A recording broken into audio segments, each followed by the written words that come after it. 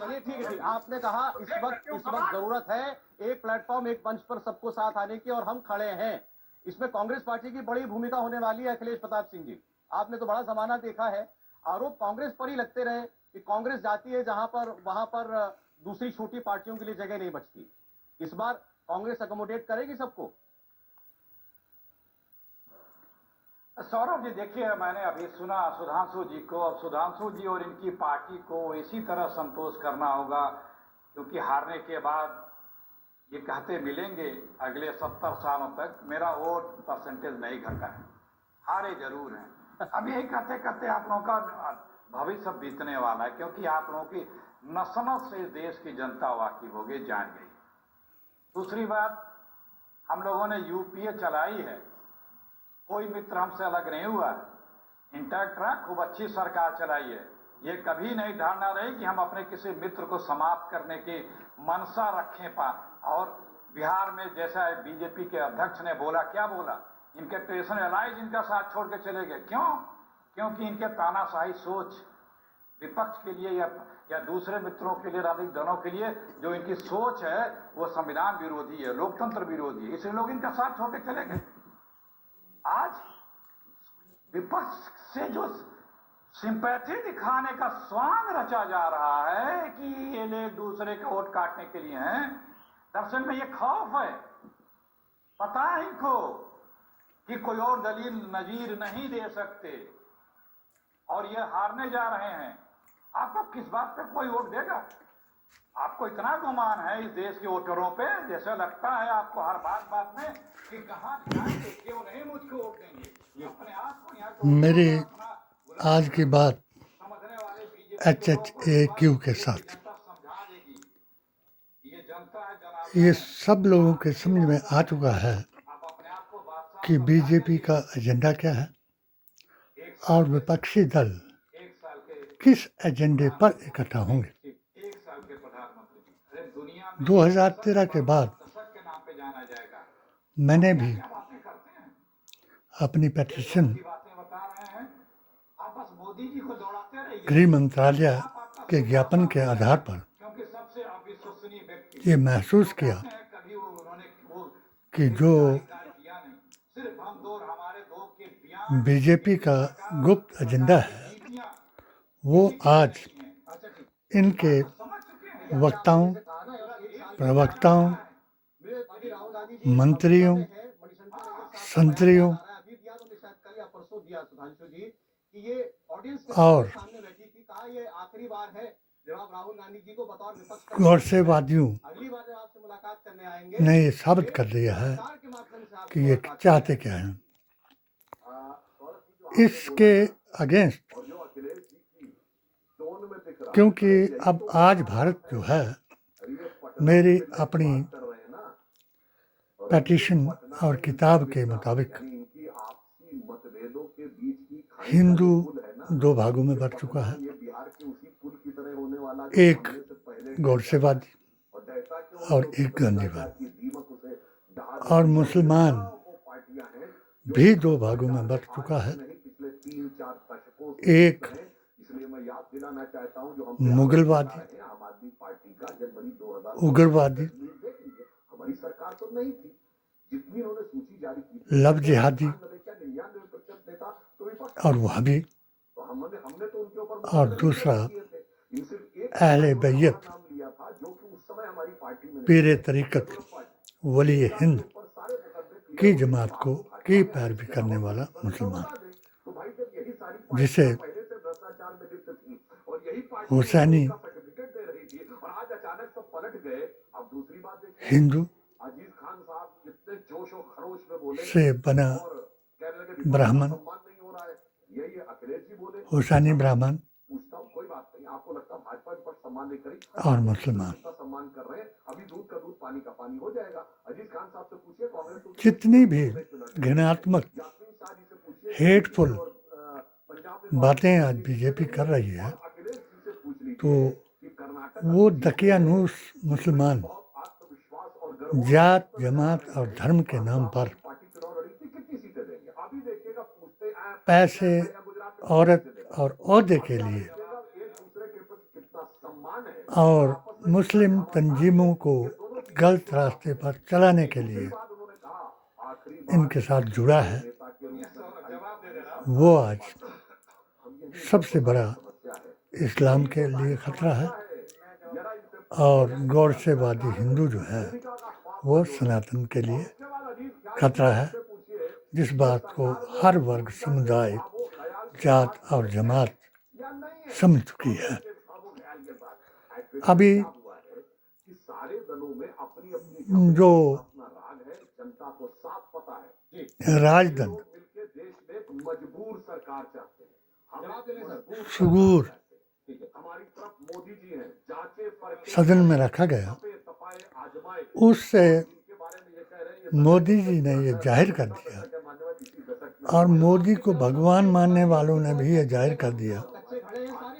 कि हमारी मंशा क्या है। मेरा कोई चैलेंज नहीं है, मैं तो एक खाकसार हूँ। 5 साल से इनके अपनी पेटिशन के बाद, जिस वक्त मैंने इनके तीनों विंगों के साथ बात करने के बाद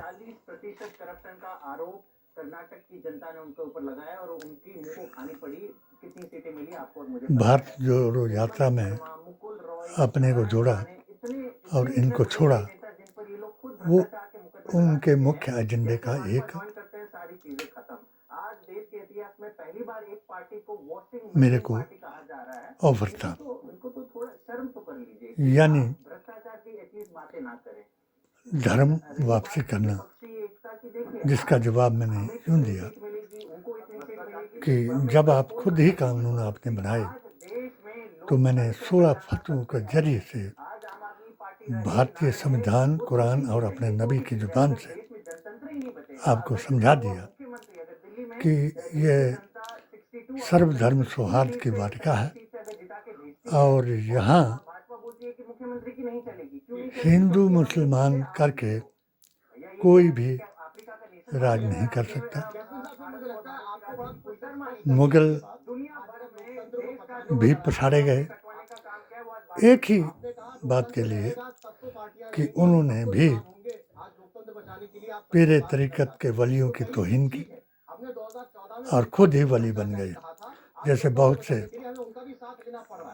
फिरके जो हैं अभी भी औरंगजेब को आलमगीर कहते हैं और वली हिंद का दर्जा देते हैं, जिनको ये मालूम नहीं कि जिस वक्त हिंदू राजाओं ने आपको ये बताया कि अगर आप मंदिरों को गिराना ही चाहते हैं तो अजमेर भी एक मंदिर ही है। कई जगह आपके मज़ारों पर लोग जाकर के माथा टेकते हैं, पूजा करते हैं, नात ख्वानी करते हैं, या रसूल अल्लाह फरियादम बरस करते हैं, या नबी अल्लाह नदारम जुर्तुकस करते हैं और वलियों से मदद मांगते हैं। जबकि जिस अकीदे को जिसे 1949 में फैजाबाद हाई कोर्ट ने एक फतवे के मुताबिक क्या कुछ नहीं कहा, मुझे उसकी जिक्र करने की ज़रूरत नहीं है, मगर इतना ज़रूर कहा कि जो दरे मुस्तफ़ा से मुसलमान को हटाने वाले हैं वही क़यामत लाने वाले हैं। जो आज ही उनके सहारे पर इन्होंने 2 इलेक्शन जीते, एक 3 साल से, जिसमें सब लोग जुड़ गए, सबका साथ, सबका विश्वास। दूसरा इन्होंने 3 गांव से जीता, गांधी, गोतर और गाय। मुसलमान और पाकिस्तान। 200 साल अंग्रेज़ों ने इनको धर्म के नशे में धुत कर दिया और अपना नशा पिलाकर हिंदू मुसलमान को अंग्रेज बना दिया। उसी नशे में आज ये हिंदू मुसलमान करा रहे हैं, जो होगा नहीं, जिसके लिए मैंने अपना एक संदेश दिया। 40 बराबर 40 जमा 20 का फार्मूला दिया। हिमाचल के माननीय मुख्यमंत्री सुखविंदर सिंह सुक्खू जी से भी अर्ज किया, रानी प्रतिभा सिंह को भी बताया। बाई इलेक्शन मंडी और फतेहपुर में हमने इसको आजमाया। मुसलमानों को स्टेज से दूर रखाया, क्योंकि इनका एक ही एजेंडा हमें हमारे सामने आया कि जिस पार्टी को मुसलमान कहे कि हम इसको जिताएंगे, तो वो पार्टी राहुल गांधी मुसलमान और पाकिस्तान के नाम पर जरूर हारी। और यही इनका अभी भी फार्मूला है। और ये जो अभी भी एक दूसरे को राहुल गांधी का नाम बता करके ये धमकियाँ दे रहे हैं कि इसने ये क्या दिया, प्रजातंत्र का वो हो गया। प्रजातंत्र का अब ये कहते हैं कि 2 बेचारे मिल गए, केजरीवाल और इनको कहा यादव को। 2 बेचारे नहीं, 2 बेचारे तो भारत में आज संविधान और मुसलमान बन गए। मेरी समझ के मुताबिक जो बात मुसलमानों को भी समझ आ चुकी है कि वो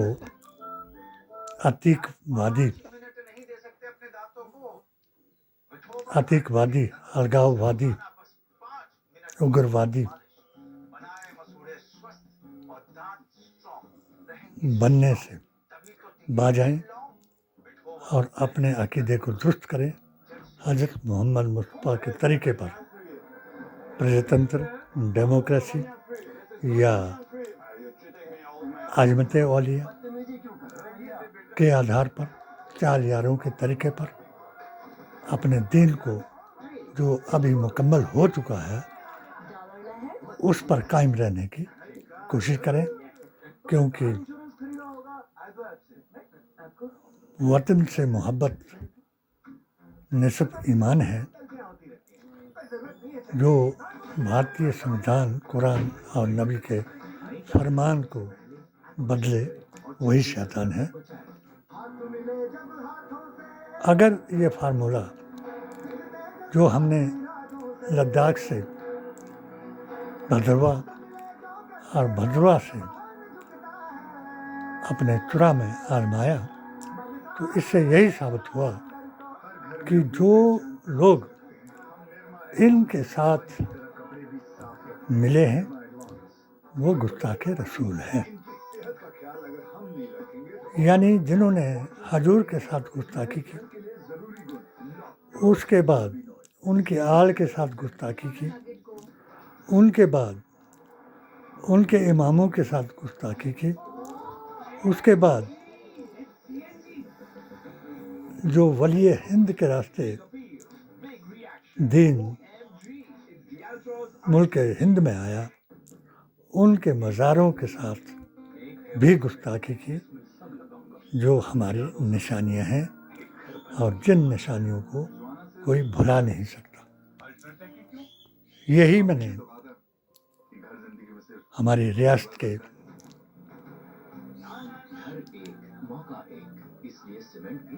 साईं जमाल शाह के करिश्मे को दो रानियों के लालों को बताया।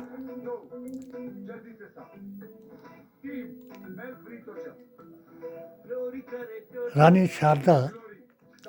के चर्च सिंह की उम्र 6 साल की थी और राजनीतिक द्वेष के कारण रानी साहिबा जब मोड़े पर बैठकर राज चलाती थी तो उनके आपसी टकराव की वजह से उन्होंने अपने चेलों से, अपने सलाहकारों से ऐसी पूछ दिला दी कि उन्हें बलि देने का हुक्म दिला दिया, जिसके बदले में यदि स्टोरी जिसको चाहिए हो वो मेरी किताब से पढ़े, जिसके बदले में साईं जमाल शाह ने राजपुरा में अपनी कब्र खुला करके जनाजा करवा करके अपनी बलि दी और आपको जिंदा जावेद बसोदनी की जोत पर देखा गया उन लोगों द्वारा जो चर्च सिंह की बलि देखने के लिए चंबा आ रहे थे। मुझे बहुत याद है और मैंने प्रतिभा सिंह जी को और विक्रमादित्य को भी याद दिलाया कि जब इनके लाल के लिए हमने प्रार्थना सभा का आयोजन किया,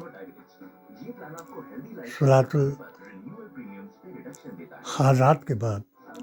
हलल मुश्किलात का ख़त्म पड़ा गया और मुझे वो दुआ भी याद है जो मैंने उस वक्त खान साहब के कहने पर की थी कि ऐ साईं दाता जमाल शाह, तुझे हम वो वास्ता देते हैं जिस तरीके से आपने शारदा के लाल को बचाया और उसी तरीके से राजा वीरभद्र सिंह को लाल दे करके हमारी कांग्रेस को बचाना और दुआ कबूल हुई। 1 साल के बाद राजा साहब खुद आए और उस मजार पर आकर के चादर चढ़ाई, न्याज दी और 1 घंटा सिर पर रुमाल ओढ़ करके हमारी प्रार्थना सभा में, शुक्राने की प्रार्थना सभा में खड़े रहे, जिसके सबूत आज भी हमारे पास ऑडियो और वीडियो के रूप में हैं। जब मैंने इस जमात, जिस वक्त वलियों की तौहीन करने वाली जमात, चाहे मुसलमानों की जमात हो, 2010 में इन्होंने राजपुरा में तौहीन की, जिस जमात में ने तौहीन की, मैंने उस जमात के खिलाफ एक आवाज़ उठाई, सेंटर तक पहुंचाई, अपनी पेटिशन के जरिए मोदी जी और अमित शाह को और उस वक्त के गवर्नर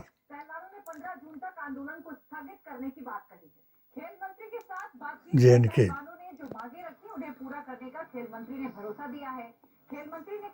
मलिक साहब को एक पेटिशन की कॉपी दे करके उग्रवादियों से भी वापस आने का आग्रह किया कि यदि आप मुसलमान हो, अहले अकीदा हो, तो आप उस वक्त को याद कर लो कि ये अकीदे के नाम पर ही पाकिस्तान को शेरे कश्मीर शेख अब्दुल्ला ने भारत के साथ मिलाया था और यही विश्वास जवाहरलाल नेहरू ने भी दिलाया था। सरदार पटेल ने उस जमात को बैन कराया था जिस जमात का उद्देश्य सभी मुसलमानों को भारत से बाहर निकालने का था, और जिन्होंने डबल ऑप्शन रह करके भारत को स्वीकार किया, उसमें से आज भी जो मुसलमान हैं तो वो अंग्रेज़ों के 2 साल को याद रख करके कि अंग्रेज़ों को किसने भगाया उनको जानता है। जफ़र से लेकर के 1853 से लेकर के आज दिन तक जो मुसलमान अकीदे के नाम पर कुर्बान हुआ, वही शांति बरकरार कर सकता है और वही इनको भगा सकता है। हमारे बीच में जो जमात तौहीन रसालत, गुस्ताखे रसूल और तौहीन वली अल्लाह कर चुकी है, तो हमने अजमत औलिया कॉन्फ्रेंस पंजाब में उनको वाज़ेह तौर पर उनसे अपने को अलग किया था, और पूरे देश में कन्याकुमारी से लेकर के कश्मीर तक, और जो मेरे शब्दों के मुताबिक जो आज हम कर रहे हैं कि लद्दाख से लेकर के बद्वा तक और बद्वा से लेकर के हमारे अपने कंस्टिट्यूंसी चुरा तक, जो कुछ भी ये बदअकीदा लोग इनसे मिलकर कर रहे हैं, उसका हमारी सेहत पर कोई फर्क नहीं। चाहे हिंदू राष्ट्र बन जाए, चाहे अखंड भारत बन जाए, मगर इस्लाम जो है, वैदिक इस्लाम भारत की शान रहेगा, और मूल धर्म की बात अपनी अपनी किताब से हर मज़हब करता रहेगा। जो इनका तरीका है कि एक ही पंथ को प्रभुत्व दे करके, जैसे इनके एडवर्टाइज़र कह सकता हूँ मैं, ऐसों को तो मैं सनातन का ज्ञानी नहीं कह सकता, संत नहीं कह सकता, क्योंकि मुझे ज्ञान है कि वेद क्या है, कुरान क्या है, गीता क्या है, ग्रंथ क्या है और पुराण क्या है। और यही सलाह मैं कांग्रेस वालों को भी देता हूँ कि धार्मिक सलाह आप अपने वेदाचार्य प्रमोद कृष्ण से लें, कानूनी सलाह आप अपने वकील, जिनका नाम मैंने इनको पहले भी सुझाया था, उनसे लें, और राहुल को गांधी बनने दें। अगर आप उसको इसी तरीके से, जिस तरीके से आजकल का प्रोपेगेंडा हो रहा है कि गांधी ही प्रधानमंत्री बनने जा रहे हैं, गांधी प्रधानमंत्री अमेरिका में गए, ये क्या दिया, वहाँ गए, ये भी मुझे मालूम है, सबको इतिहासकारों को मालूम है कि अगर विदेशों में मोदी हो रहा है, वो उन मुल्कों में हो रहा है जो मुल्क ये डिक्लेयर कर चुके हैं कि इस्लाम ही उग्रवाद का अड्डा है,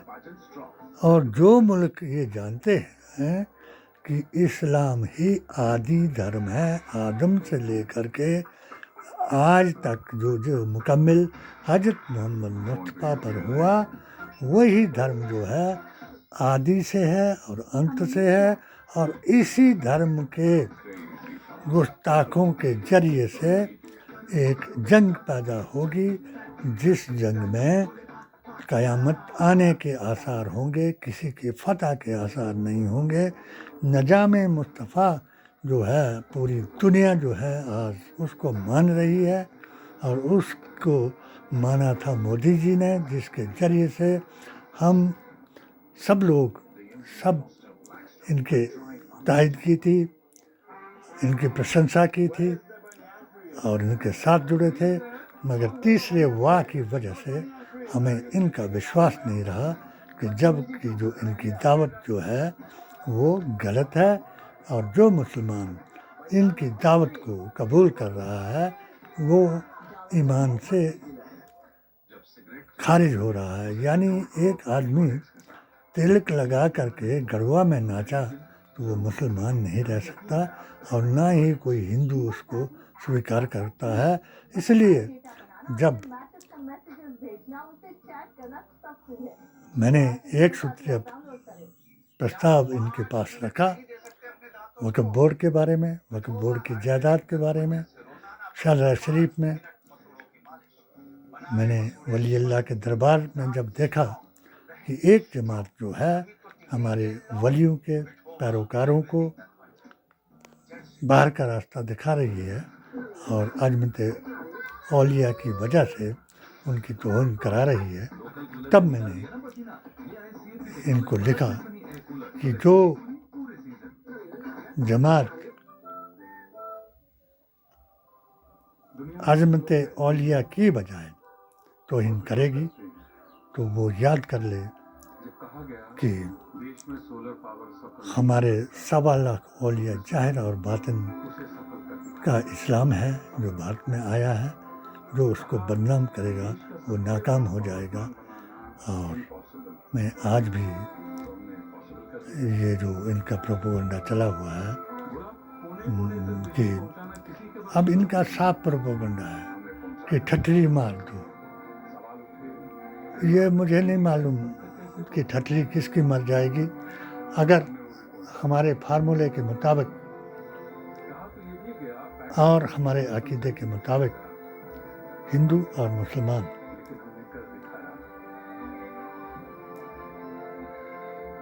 गांधीवादी हिंदू और अहले अकीदा मुसलमान इकट्ठा होकर के 2024 की तैयारी करेगा तो ठठरी किसकी है तो मैं उस वक्त इनके धीरेन्द्र शास्त्री को पूछूंगा, क्योंकि रामायण में मैंने एक व्यंग पढ़ा है कि अगर किसी के ऊपर कोई 100 जुर्म करता है तो उनको भूलना ही सनातन का असूल है। और अगर एक एहसान करता है तो उन 100 जुर्मों के बदले में उस एहसान को याद करना ही जो है एक सनातनी की पहचान है। तो वो पहचान जो इनका सबसे बड़ा आजकल हिंदू राष्ट्र का वो बना हुआ है और जिसको हर बात, हर गाली, हर गलोच, हर ताना देने की ताकत सरकार दे रही है, तो मैं उसको बता दूं कि अल्लाह ने हमारे कुरान की एक आयत में कहा कि मैं एहसान फरोशों को पसंद नहीं करता, क्योंकि ये सबसे बड़ा कुरान के मुताबिक एहसान फरोश है। इसी की ज़बानी अगर मैं कहूँ तो इसका बचपन जो था वो एक मुसलमान के जरिए से पनपा और हत्ता कि इसकी बहन की शादियाँ तक भी एक मुसलमान ने करवाई इसी के बरादरी में। तो वो ये आज उन्हीं मुसलमानों को वलीउल्लाह या सुल्ला कह करके पुकार रहा है, जो 2024 में के लिए मोदी जी के कद को घटा रहा है और कांग्रेस के कद को बढ़ा रहा है। ये मेरा यकीन है। जय हिंद, जय भारत।